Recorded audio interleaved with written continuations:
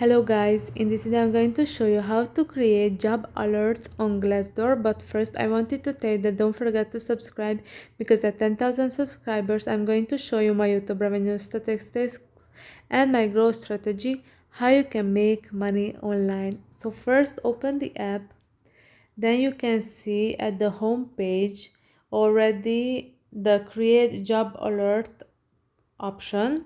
So if you are tired of searching for jobs, create a job alert to see the freshest jobs daily. Okay, click on that. You can give a job title or a keyword, a city, state, or zip code.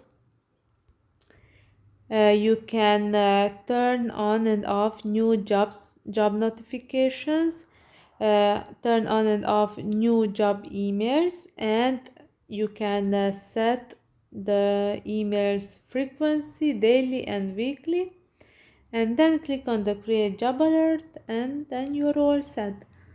I hope this video was helpful for you. If it was, please consider subscribing and see you in the next one. Bye bye.